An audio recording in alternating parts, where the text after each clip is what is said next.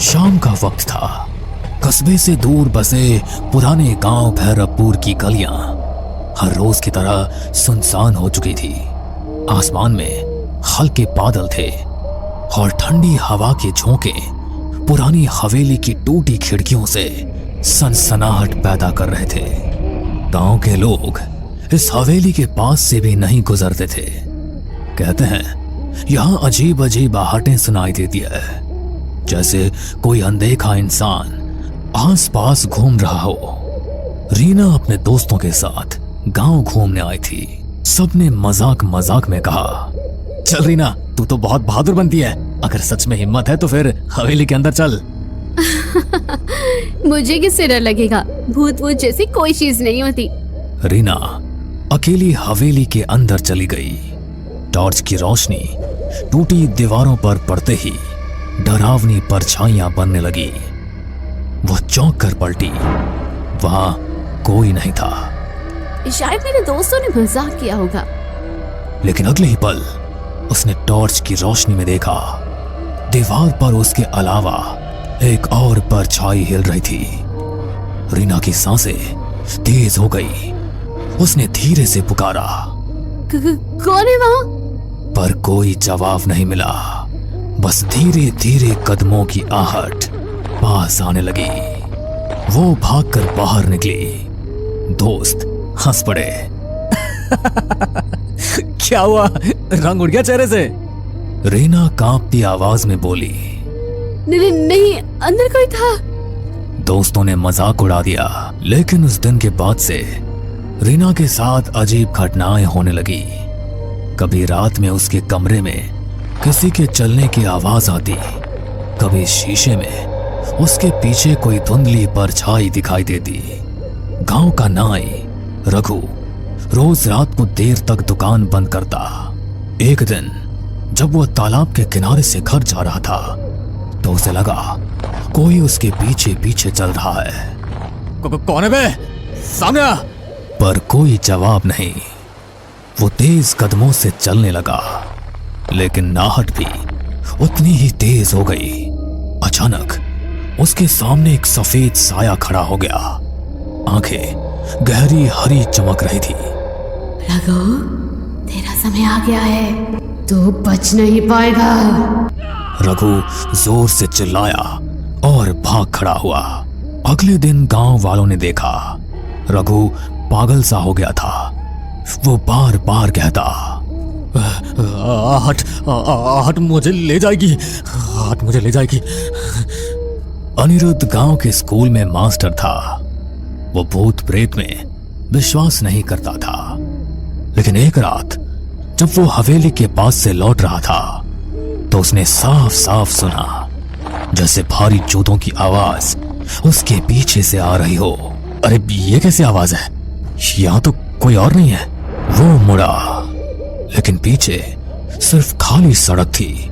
फिर अचानक उसके कान में किसी ने फुसफुसाया, तू बच नहीं पाएगा। रीना, रघु और अनिरुद्ध तीनों अलग अलग लोग थे, लेकिन सबने एक ही चीज महसूस की और वो थी आहट। गांव में धीरे धीरे डर फैलने लगा। लोग कहने लगे कि हवेली में दबे किसी रहस्य की वजह से ये सब कुछ हो रहा है। गांव भैरवपुर में अब हर कोई हवेली का नाम लेते ही सिहर उठता। रीना का चेहरा अब पीला पड़ चुका था। रघु पागलपन की हद तक डर चुका था और अनिरुद्ध मास्टर भी अब रात को अकेले निकलने से कतराने लगा था। लेकिन ये डर यहीं नहीं रुका। सविता रोज रात को अपने आंगन में तुलसी को दिया जलाती थी। उस रात भी उसने वैसा ही किया, लेकिन जैसे ही दिया जलाया उसे लगा मानो आंगन में कोई खड़ा है। कौन है वहां? अंधेरे में कुछ भी नहीं दिखा, लेकिन हवा का एक तेज झोंका आया और दिया बुझ गया। सविता ने माचिस जलाई, तभी देखा आंगन के कोने में एक औरत खड़ी थी, काली साड़ी में, बाल बिखरे हुए। हे भगवान!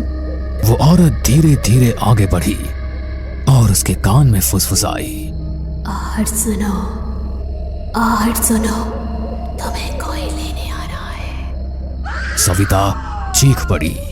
घर वाले दौड़े, लेकिन वहां कोई नहीं था। अगर यहां कोई आत्मा है तो आज मैं उसे शांति दूंगा। वो मंत्र पढ़ने लगा। तभी हवेली की सीढ़ियों पर धीमे धीमे कदमों की आवाज आई। कौन है वहां? कोई जवाब नहीं। लेकिन अचानक उसके सामने लोहे की जंजीर अपने आप हिलने लगी। मोहन घबरा गया, लेकिन हिम्मत करके मंत्र पढ़ता रहा। तभी दीवार पर खून से लिखा उभर आया। आहट से बचना नामुमकिन है। मोहन के हाथ से माला गिर गई। वो भागते भागते गांव लौटा। ये जगह अशुभ है, वहां कोई अनदेखी शक्ति है। अमर गांव और कस्बे के बीच बस चलाता था। एक रात उसकी बस में कोई भी यात्री नहीं था। बस सुनसान सड़क से गुजर रही थी। अचानक उसने देखा बस की पिछली सीट पर कोई बैठा है। उसने शीशे में देखा सफेद कपड़े पहने एक आदमी जिसका चेहरा धुंधला था।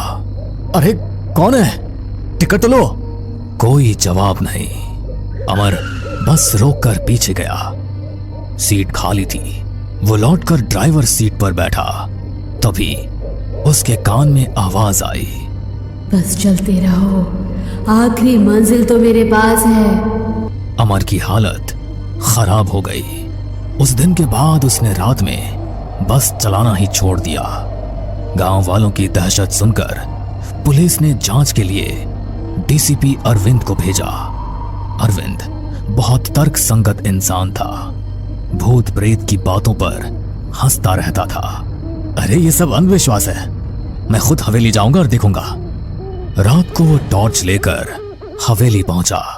दीवारें खंडहर हो चुकी थी, लेकिन अचानक सीढ़ियों पर भारी कदमों की आहट गूंजी।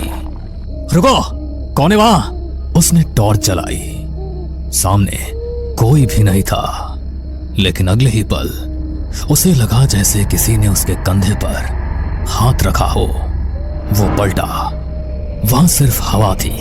फिर उसने कानों में साफ सुना, तू सच जानना चाहता है तो तहखाने में उतर। अब तक अलग अलग लोगों ने अलग अलग तरीके से आहट सुनी थी। सब घटनाएं अलग अलग थी, लेकिन एक ही बिंदु पर जाकर जुड़ती थी, आहट। मुझे लगता है हवेली में कुछ राज छिपा है। जब तक पता नहीं चलेगा ये सब हमें चैन से नहीं जीने देंगे। अरे तू पागल हो गई है क्या? तू फिर से वहां जाना चाहती है? हाँ, अगर सच्चाई सामने नहीं आई तो यह आहट हमें ऐसे ही डराती रहेगी। गांव भैरवपुर अब दहशत का पर्याय बन चुका था। लोग रात को घर से बाहर निकलना बंद कर चुके थे। हर कोई वही सुनता, धीमे कदमों की आहट। रीना का डर अब जिज्ञासा में बदल चुका था। उसने तय किया कि वो हवेली के तहखाने तक जाएगी, लेकिन अकेले जाना मुमकिन नहीं था। उसने अंकित, मास्टर अनिरुद्ध और पुलिस अधिकारी अरविंद से मदद मांगी। हमें सच का पता लगाना होगा, वरना ये आहट हमें जिंदा खा जाएंगी। ठीक है, मैं पुलिस वाला हूँ, पीछे हटना मेरे बस का नहीं। चलो आज रात तहखाने में उतरते हैं। रात के 12 बजे चारों लोग हवेली पहुंचे। अंदर सन्नाटा ऐसा था कि अपने दिल की धड़कन तक सुनाई दे रही थी। अचानक सीढ़ियों पर वही आवाज गूंजी। रीना का हाथ कांपने लगा। अरे डर मत, हम सब साथ हैं ना। सब लोग तहखाने की तरफ चलो। हवेली के पीछे एक पुराना लोहे का दरवाजा था जिस पर जंग लगी थी। अरविंद ने जोर से धक्का दिया। दरवाजा चरमराते हुए खुला और बदबू का एक तेज झोंका आया। सीढ़ियां नीचे अंधेरे में उतर रही थी। चारों लोग नीचे उतरे। तहखाना ठंडा और सीलन भरा था।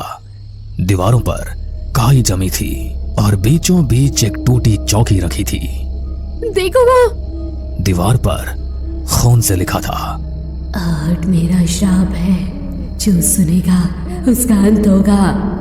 ये सब किसने लिखा होगा? तभी तहखाने के कोने से एक सफेद धुंधला साया उभरा। सबके कानों में वही आहट गूंजी।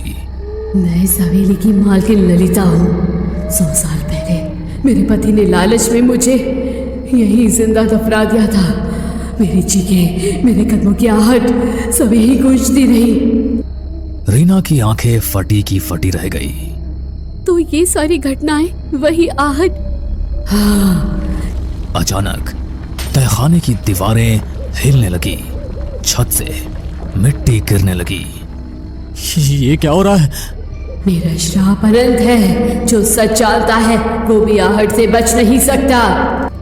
रीना, अंकित, अनिरुद्ध और अरविंद चारों बाहर भागने लगे, लेकिन हर तरफ से आहट की आवाज आने लगी। कभी पास, कभी दूर, कभी ऊपर, कभी नीचे। सभी हवेली से बाहर आने लगे। तभी अरविंद ने सबसे कहा, अगर हम इस हवेली को ही जला दें तो शायद ललिता का दफन शरीर भी जलकर मुक्ति पा लेगा और आहट का ये पूरा किस्सा ही खत्म हो जाएगा। उसके बाद सबने मिलकर पूरी हवेली में आग लगा दी और सभी हवेली से बाहर निकल आए। हमने सुना भी था कि हवेली की मालकिन अचानक गायब हो गई थी। असल में उसे मार दिया गया था। फिर अगले दिन लोगों ने हवेली में सामूहिक पूजा करवाई। उस दिन पहली बार कई सालों बाद गांव में रात शांति से बीती।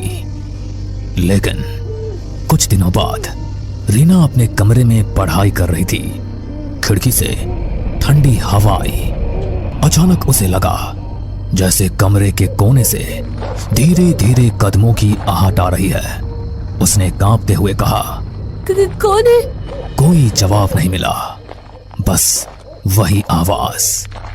रीना की आंखों में डर फिर से उतर आया।